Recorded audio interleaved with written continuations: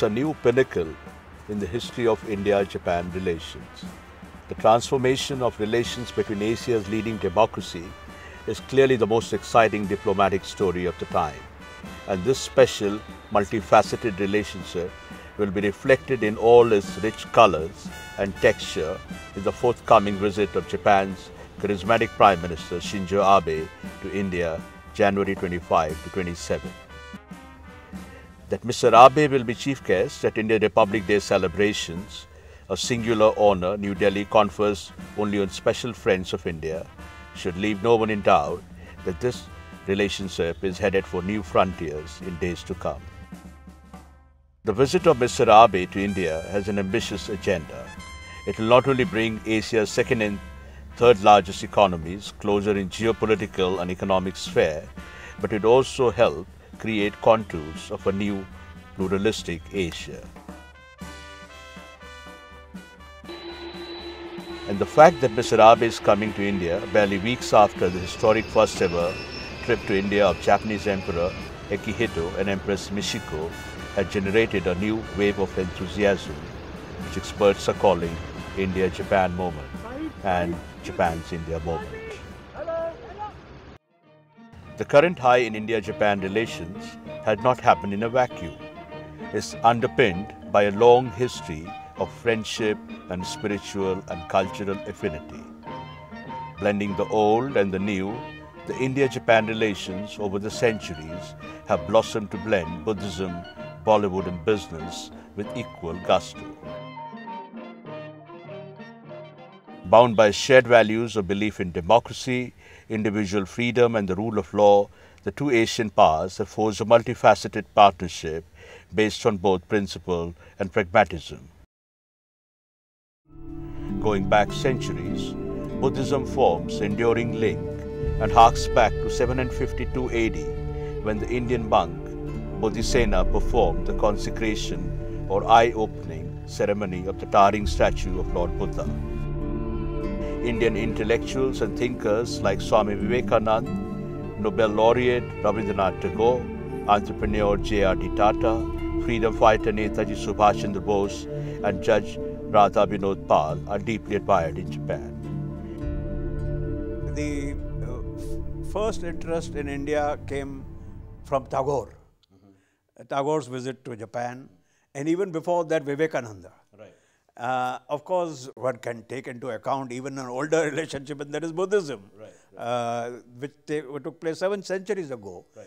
India's name, Japan knew only 2 foreign countries in the old days. One was China, the other was India. What was India's name? Tenjiku, the heaven to the west. Right, absolutely. We were heaven because we were the birthplace of Buddha, and we were to the west. So they had great respect for Indian thought, philosophy, Buddhism, etc. and all that. And you will find more Hindu gods in statues in Kyoto and Nara than you find in India. Indian film stars like Rajnikant, fondly called Odori Maharaja in Japan, and Bollywood films like Three Idiots have struck a powerful chord in Japan. Above all, what makes the relationship special is that it is singularly free of any ideological or territorial discord. Cutting back to recent years, the 21st century promises to be a century of Asia in which India and Japan are poised to be co-architects of an Asian Renaissance. What's bringing India and Japan closer is a web of intertwined interest in a rainbow spectrum of areas, including security, strategy, trade and investment, technology and development. It's a win-win relationship based on a confluence of shared values and interests. In an address to Indian and Japanese parliamentarians and businessmen in Tokyo, May 28, 2013, India's Prime Minister Manmohan Singh enunciated a robust vision of an Asian century that puts closer security and economic ties with Japan at the heart of an unfolding Asian resurgence.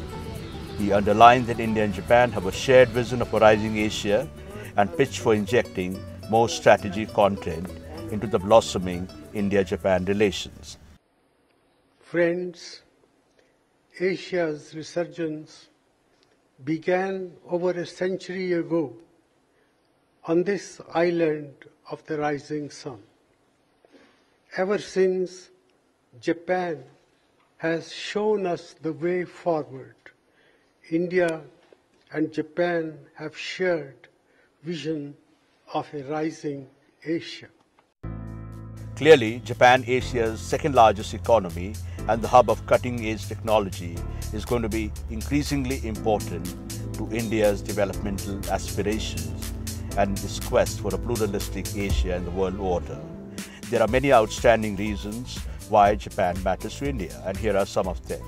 First, Japan is India's largest bilateral donor.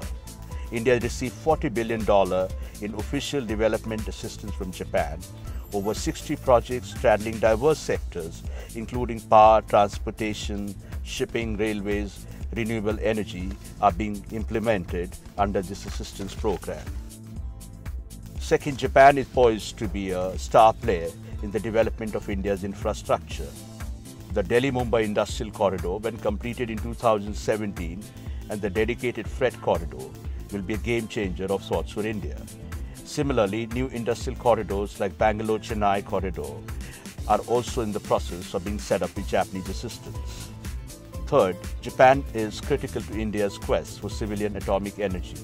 The two countries are negotiating a landmark civil nuclear deal, which when finalized will pave the way for import of cutting-edge Japanese nuclear technologies to India. The nuclear deal with Japan will also help India to implement its nuclear deals with countries like the United States and France. Fourth, Japanese technology and engineers helped build the Delhi Metro, which changed the way millions of people travel in India's capital. Now Japan is helping build the Mumbai Metro, which is again going to transform the lives of millions of people in India's vibrant commercial capital. There is a huge emphasis by the Indian side that Japan could contribute to India's rise in terms of FDI, in terms of the manufacturing sector, upgradation in the manufacturing sector. We were interested in getting Japanese aid, Japanese technology, whereas they could not find enough market, so their interest was very limited. Today, it is symmetrical in two areas, not just economic. Economics continues to be very important, but now there is an added area that is strategic cooperation. Japan, the land of rising sun, needs India, a rising Asian power, equally for many reasons of national interest and regional security. The fact that India has a strong navy plays a very important role, because for the Japanese, what is uppermost in their minds is the safety of their navigation routes, because all their supplies of oil and other raw materials go from Indian Ocean Pacific area, and our Navy's presence gives them a little satisfaction. In a visionary speech entitled Confluence of the Two Seas, Japan's Prime Minister Shinzo Abe outlined a robust vision of India-Japan partnership. 強いインドは日本にとって有益なり、強い日本はインドにとって有益である。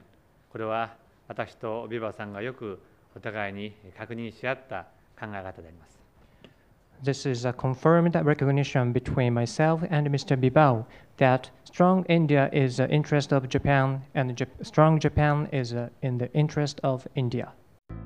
Economically, for one thing, India-Japan relations are poised for a major upsurge.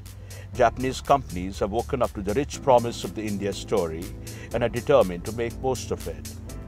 Around 1,000 Japanese companies have pitched their tent in India, making Japan the fourth largest investor in this country. This includes iconic brands like Sony, Toyota, Hitachi and Mitsubishi. Ours is already a very rich relationship. However, we have set for ourselves higher ambitions consistent with the vision we have for this unique partnership. In the last 12 years, Japanese companies have plowed in investment of $12.66 billion in India, accounting for 7% of total FDI inflow into India. The signing of the India-Japan Comprehensive Economic Partnership Agreement which became effective in August 2011, was a major milestone in the growing economic relations between the two countries.